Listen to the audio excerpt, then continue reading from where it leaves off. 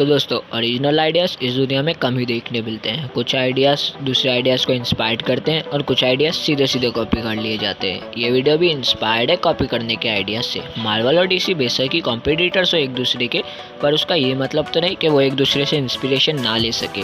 कुछ कैरेक्टर्स को इंस्पिरेशन का नाम दिया गया और कुछ कैरेक्टर्स को सीधा सीधा कॉपी कर लिया गया।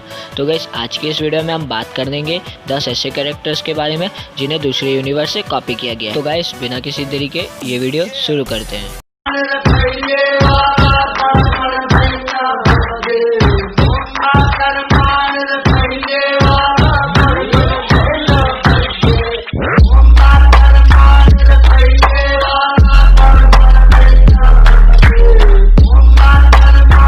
Number 10 Wolverine. कभी कभार जिन कैरेक्टर्स के आइडियाज़ जहाँ से उठाए जाते हैं वो कैरेक्टर उतने पॉपुलर नहीं होते और यही केस है वुल्वरीन के साथ। वुल्वरीन जिस कैरेक्टर पे बेस है उसे कोई जानता ही नहीं और वो कैरेक्टर था टिम्बरवुल्फ, एक डीसी कैरेक्टर जो सबसे पहले दिखा 1964 में, वुल्वरीन से 10 साल पहले।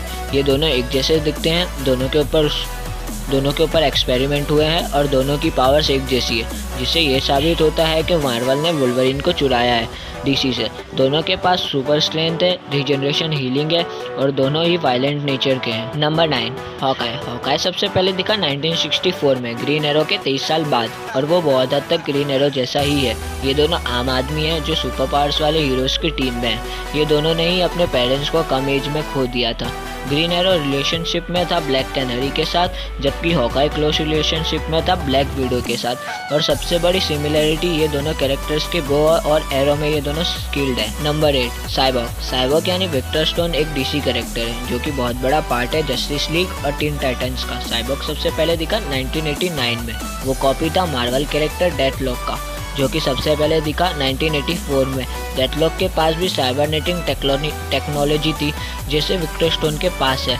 हालांकि डेथलॉक का टाइटल कई कैरेक्टर्स को दिया गया, पर इन दोनों कैरेक्टर्स में जो कॉमन बात है वो ये है कि साइबॉर्ग और डेथलॉक दोनों अपने ह्यूमैनिटी बनाने के लिए स्ट्रगल करते हैं और दोनों को मशीन बने रहने में प्रॉब्लम है। Number 7 Sentry. कॉमिक यूनिवर्स में कई सुपरमैन जैसे कैरेक्टर्स हैं जिन पे भर भर के वीडियोस बनाई जा सकती है, पर इन सब में सबसे ऑब्वियस एग्जांपल है मार्वल कॉमिक्स का सेंट्री।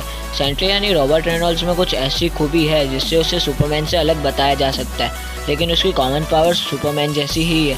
उसमें सुपर स्ट्रेंथ है, सुपर स्पीड है, ड्यूरेबिलिटी है और वो भी उड़ सकता है। सुपरमैन सेंट्री से 62 इयर्स पहले आया था। ऊपर से सेंट्री के पास टाइम सूट है कैप के साथ और उसके कॉस्ट्यूम में एक बड़ा सा एस है, जिससे ये क्लियर होता है कि सेंट्री एक चुराया हुआ आइडिया है। Number 6 rocket red. ऐसा डायरेक्टली नहीं कह सकते कि डीसी ने रॉकेट रेड का आइडिया चुराया था मार्वल के आयरन मैन से, पर दोनों कैरेक्टर्स को कंपेयर किया जाए तो दोनों में ज़्यादा फर्क नहीं है। आयरन मैन सबसे पहले दिखा 1963 में, जबकि रॉकेट रेड दिखा 24 साल बाद। टोनी स्टार्क अमेरिका में बिलियनर था, जबकि डिमिट्री पुष्टी रशियन था। ऊपर से जो रेड आर्मर था रॉकेट रेड का वो पूरी तरह से कॉपी किया गया था आयरन मैन आर्मर से। और फैक्ट्स पे नज़र डाले तो आयरन मैन पार्ट था अवेंजर्स का और रॉकेट रेड पार्ट था जस्टिस लीग का। सो इन सारी बातों से ये क्लियर है कि रॉकेट रेड का आइडिया आखिर आया कहाँ से। Number 5 Aquaman. जब पानी के अंदर के सुपर हीरोज की बात की जाती है तब सबसे पहला नाम लिया जाता है एक्वामैन का। एक्वामैन आइकॉनिक कैरेक्टर के साथ साथ जस्टिस लीग का फाउंडिंग मेंबर भी है, पर एक्वामैन एक चुराया हुआ आइडिया है। एक्वामैन इंस्पायर्ड है मार्वल के नेमर द सबमरीनर से। ये दोनों कैरेक्टर्स की पर्सनैलिटी सेम है, दोनों आधे अटलांटियन और आधे ह्यूमन से। नेमार सबसे पहले दिखा था 1939 में और एक्वामैन दिखा था ठीक उसके 2 साल बाद 1941 में। तो इससे ये क्लियर है कि मार्वल का आइडिया चोरी किया गया है।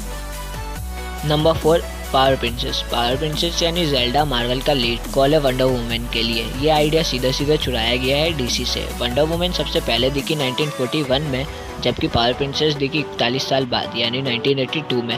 वंडर वुमन की तरह पावर प्रिंसेस पली बड़ी हुई है एक छुपे हुए आइलैंड में और वो एक ग्रेट गॉडेस है और वो वर्ल्ड वॉर 2 में भी लड़ी और दोनों कैरेक्टर्स की पास्ट और एबिलिटी लगभग सेम ही है।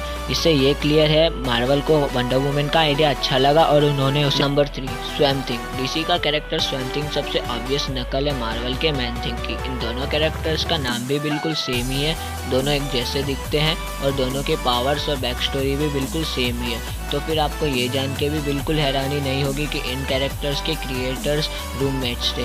साथ ही साथ मैन थिंग सबसे पहले दिखा 1970 के मई में और स्वैम्प थिंग सबसे पहले दिखा 1971 के जुलाई में।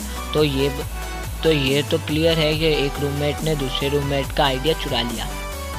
Number 2, bumblebee. बम्बलबी डीसी की पहली अफ्रीकन अमेरिकन सुपर हीरोइन है। कैरन बीकन डंकन सबसे पहले दिखी थी 1936 में। ये इस कैरेक्टर का कॉन्सेप्ट सीधा सीधा चुराया गया है मार्वल की वेस्प से, जबकि वेस्प 13 साल पहले ही आ गई थी। दोनों कैरेक्टर्स अपने साइज छोटा कर सकते हैं, दोनों हाथों से ब्लास्ट छोड़ सकते हैं और दोनों के सूट्स भी लगभग। Number 1, Deadpool. अपने डेब्यू के साथ ये एंटी हीरो लगभग सुपर हीरो मूवीज़ का राजा बन गया, पर मार्वल का यह बड़बोला एंटी हीरो असल में कॉपी है डीसी के डेडस्टॉक की। मार्वल ने डेडपुल को डेडस्टॉक का मजाक उड़ाने के लिए बनाया था, इसलिए दोनों कैरेक्टर्स के नाम भी बिल्कुल सेम ही हैं। डेडस्टॉक का असली नाम है स्लेड विल्सन, जबकि डेडपुल का असली नाम है वेड विल्सन। डेडस्टॉक सबसे पहले दिखा 1980 में, जबकि डेडपुल दिखा उसके 11 साल बाद। दोनों एंटी हीरो और मशीनरी है, दोनों के पास हीलिंग फैक्टर्स हैं, दोनों किसी एक्सपेरिमेंट का शिकार हुए हैं, दोनों के कॉस्ट्यूम्स भी लगभग सेम ही हैं और दोनों गन्स और कटाना से ही लड़ते हैं, हालांकि डेडपुल जितना पागल को। तो गाइस ये थी एक छोटी सी वीडियो 10 ऐसे कैरेक्टर्स के बारे में जिन्हें दूसरे यूनिवर्स से कॉपी किया गया है। तो गाइस अगर आपको ये वीडियो अच्छी लगी तो इस वीडियो को लाइक करना, और अगर गाइस आपको कोई और कैरेक्टर्स के बारे में मालूम है जो कॉपी किए गए हैं तो आप कमेंट सेक्शन में जाके भी बता सकते हैं। और गाइस मेरे चैनल को सब्सक्राइब करना, बेल नोटिफिकेशन को भी ऑन कर देना। और अगर आपको मेरी अर्ली वीडियोज़ भी देखनी है तो मैंने लिंक डिस्क्रिप्शन में दे दिए और साथ ही साथ आई बटन में भी दे दिए। और गाइस मेरी जो नेक्स्ट वीडियो होने वाली है वो होने वाली है कॉमिक बुक रीड आउट, और उससे पहले मैं डालूंगा उस कॉमिक बुक रीड आउट का टीज़र। तो गाइस जब तक आप गैस करें कि मेरी कॉमिक बुक वीडियो कौन सी कॉमिक के ऊपर होने वाली है, टिल देन